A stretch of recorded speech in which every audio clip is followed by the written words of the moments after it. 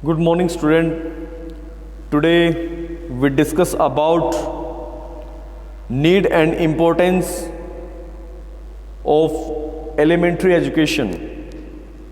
आज हम जिस टॉपिक पर चर्चा कर रहे हैं वो है एलिमेंट्री एजुकेशन की इम्पोर्टेंस क्या है, नीड क्या है। देखिए, बालक की जन्मजात शक्तियों का विकास means primary education, elementary education का ये उद्देश्य है कि वो कहीं ना कहीं छात्रों की जन्मजात शक्तियों का क्या करती है, विकास करती है। शिक्षा का सर्वप्रथम कार्य है इन शक्तियों का विकास करना और व्यक्ति को मूलभूत आवश्यकताओं की पूर्ति के लिए तैयार करना। तो कहीं ना कहीं एलिमेंट्री एजुकेशन बालक की जन्मजात शक्तियों के विकास में महत्वपूर्ण भूमिका निभाती है। नेक्स्ट, समाज की प्रगति में सहायक। देखिए, शिक्षित व्यक्ति ही समाज के लिए उपयोगी सदस्य बन सकता है और वो अपना समाज की प्रगति में भी योगदान दे सकता है। समाज के विकास के लिए व्यक्ति को न्यूनतम प्राथमिक स्तर की शिक्षा प्राप्त करके उसको उस तरीके से तैयार करें ताकि बालक का सामाजिक विकास हो सके, बौद्धिक विकास हो सके, बौद्धिक विकास के साथ साथ उसका आध्यात्मिक विकास हो सके। तो समाज की प्रगति में भी जो है महत्वपूर्ण योगदान प्राथमिक शिक्षा का रहता है। तो ये जो है प्राथमिक शिक्षा की एक महत्वपूर्ण रिक्वायरमेंट है। उसके बाद नेक्स्ट, राष्ट्रीय विकास।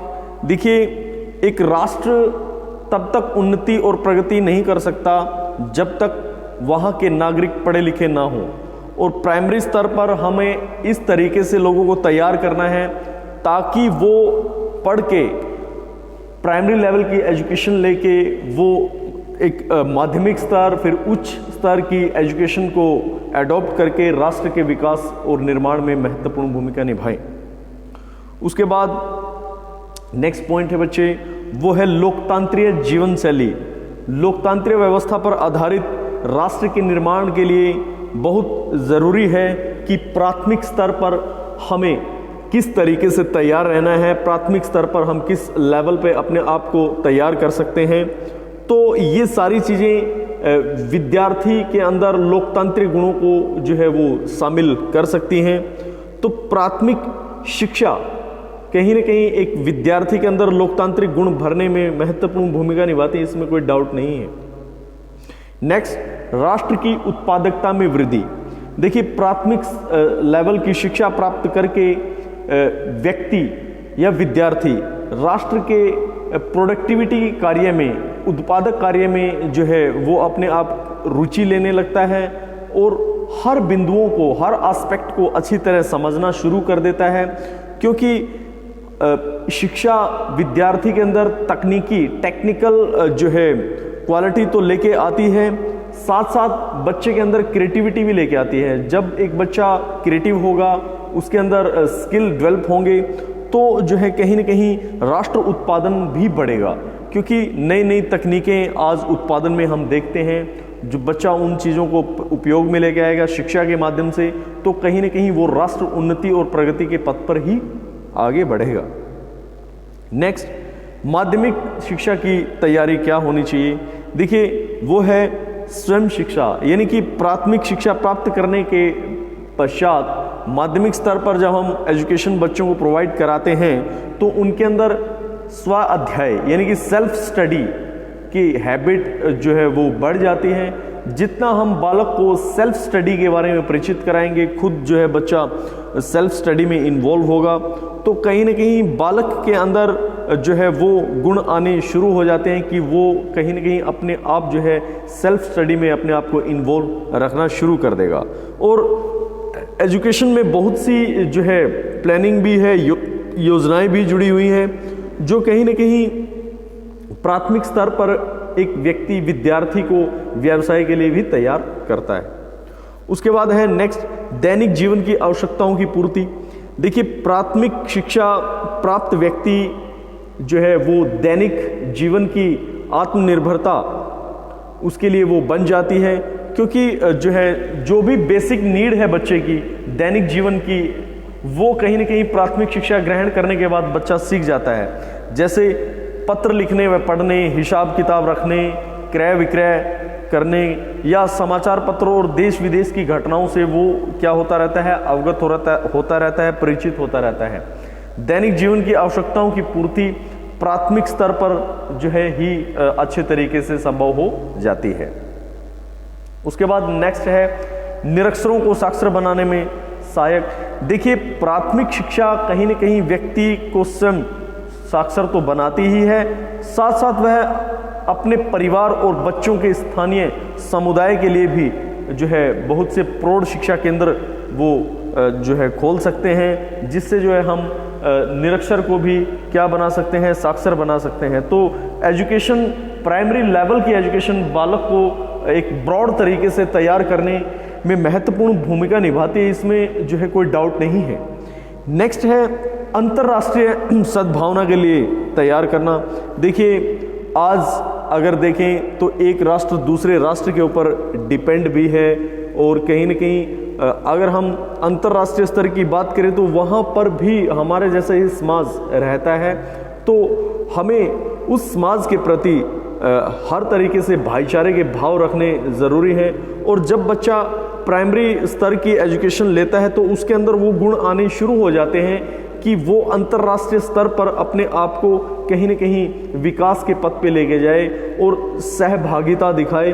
क्योंकि अंतर्राष्ट्रीय स्तर पर जितनी हम जो है अपने राष्ट्र की छवि बनाएंगे, वो ही छवि हमारी अंतर्राष्ट्रीय स्तर पर बनेगी। तो हमारी एक छवि भी है, हमारे देश का एक लोगो भी है अंतर्राष्ट्रीय स्तर पर कि अतिथि देवो भव, हम अतिथियों का बहुत आदर और सत्कार करते हैं। तो अंतर्राष्ट्रीय स्तर पर अगर हम देखें तो प्राथमिक लेवल की शिक्षा वो कहीं न कहीं हमें तैयार करती है, वो कहीं न कहीं हमें मॉरल वैल्यूज़ देती है, हमारे अंदर नैतिक गुण उसके माध्यम से आते हैं, तो इसमें कोई डाउट नहीं है। एक next point, development of elementary education. Elementary education का विकास किस तरीके से चलता है? देखिए, वैदिक काल से प्राथमिक शिक्षा का विकास चल रहा है, क्योंकि पहले भी अगर देखा जाए तो प्राचीन काल में भी प्राथमिक शिक्षा के महत्व को समझा गया, एक उस तरीके के समाज को जो है तैयार किया गया जो कि बालकों को निःशुल्क और अनिवार्य शिक्षा की व्यवस्था वो प्रदान कर सके। क्योंकि वैदिक काल से ही अगर देखा जाए तो प्राचीन जो है प्राथमिक लेवल की शिक्षा हमें गुरुकुलों में दी जाती थी, और हम उससे कहीं न कहीं बहुत कुछ जानकारी हमने जो है वो हासिल की है। और प्राइमरी लेवल की जो एजुकेशन एडॉप्ट करके बच्चा कहीं न कहीं अपने आप को भी आगे लेके जाता है, फॉरवर्ड करता है, इसमें कोई डाउट नहीं है। उसके बाद नेक्स्ट है बौद्धिक काल में प्राथमिक शिक्षा का विकास, development of primary elementary education during the Buddhist period. देखिए, प्राचीन काल में, बुद्ध काल में जो है बालकों को अगर देखा जाए तो वही बात कि गुरुकुलों में, आश्रमों में जो है शिक्षा वो प्रोवाइड कराई जाती थी। महाविद्यालय और विश्वविद्यालयों का विकास भी हुआ, लेकिन समय के अनुसार धीरे धीरे जो है प्राचीन काल में बहुत से जो है विश्वविद्यालय भी रहे, वो जैसे तक्षशिला है, नालंदा है, ठीक है ना। तो वहाँ पर जो है बहुत से ऐसे जो है विश्वविद्यालय स्तर पर पुस्तकालय भी मिले, लाइब्रेरी भी मिली, और वहाँ पर अध्यापक भी जो है पढ़ाते थे, टीच करते थे। तो ये कहीं न कहीं शिक्षा जो है बौद्धिक काल से भी चली आ रही है। अगर हम बात करें मध्य युग की, किस तरीके से प्राथमिक शिक्षा का मध्य युग में विकास हुआ, तो मैं आपको बता दूं, प्राचीन काल में अगर मध्य युग की बात करें, मिडिवल टाइम पीरियड की बात करें, तो कहीं न कहीं मुस्लिम शासकों का जो है वो रन था, वो जो है शासक थे, और उन्होंने मकतबों में, मदरसों में, ठीक है ना, प्राथमिक शिक्षा का जो है वो प्रावधान किया। क्योंकि अगर हम देखें तो इस स्तर पर उन्होंने जो है शिक्षा को एक वो एजुकेशन प्रोवाइड कराने का काम किया। प्राथमिक लेवल पर ही नहीं, उन्होंने वहाँ पर भी हम देखते हैं माध्यमिक स्तर पर, माध्यमिक स्तर के बाद उच्च लेवल पर भी हमारे अंदर वो चीज़ें देखने को मिलती हैं कि एक शिक्षा का बहुत ही ब्रॉड लेवल जो है वो तैयार हुआ। आधुनिक लेवल पर, मॉडर्न टाइम पीरियड में हम देखें तो हमारी एजुकेशन सिस्टम में बहुत से बदलाव आए। जैसे पहला प्रस्ताव गोखला जो है गोपाल कृष्ण गोखले का प्रस्ताव, ये आया 9 मार्च 1910 मीन्स जो है 19 मार्च के 1910 में जो है ये प्रस्ताव रखा गया। तो कहीं ना कहीं यही था कि उसमें भी प्राथमिक शिक्षा का प्रावधान किया गया और निःशुल्क और अनिवार्य शिक्षा का प्रावधान उसके अंदर किया गया। उसके बाद गोखले का विधायक आया 1911 में, उन्होंने भी जो है प्राथमिक स्तर को जो है ब्रॉड लेवल पर तैयार करने का काम किया और बंगाल, बिहार, उड़ीसा, पश्चिम, तो ये यहाँ पर जो है एजुकेशन का बहुत ब्रॉड लेवल पर जो है वो डेवलपमेंट हुआ। उसके बाद अखिल भारतीय प्राथमिक शिक्षा परिषद, इन्होंने 1957 में अखिल भारतीय जो है शिक्षा परिषद का गठन हुआ और इन्होंने भी जो है प्राथमिक शिक्षा के अंदर क्रांतिकारी बदलाव किए और कहीं ना कहीं इस तरीके से विद्यार्थियों की संख्या भी बढ़ी और विद्यार्थियों ने स्कूल्स में जो है अपने आप को गैदर करवाया वहाँ पे संख्या के हिसाब से, और बच्चों के अंदर जो है कहीं ना कहीं स्किल भी बहुत अच्छे से डेवलप हुए। उसके बाद प्राथमिक शिक्षा एक्ट जो है पारित हुआ, प्राइमरी एजुकेशन एक्ट, मीन्स इसमें जो है जो ये एक्ट तैयार किए गए 1950 में जो है मध्य प्रदेश प्राथमिक शिक्षा एक्ट पास हुआ। उसके बाद 1953 में ही रिसेंट में ही हिमाचल प्रदेश प्राथमिक शिक्षा एक्ट पास हुआ। उसके बाद 1954 पेप्सू प्राथमिक जो है एक्ट को पास किया गया। फिर जो है 1956 में सौराष्ट्र प्राथमिक शिक्षा का एक्ट जो है वो पारित हुआ। उसके बाद पंजाब प्राथमिक शिक्षा एक्ट 1960 में पारित हुआ, जो कि अपने आप में एक अनूठा नमूना जो है यहाँ पे हम प्राइमरी लेवल की एजुकेशन में देखते हैं।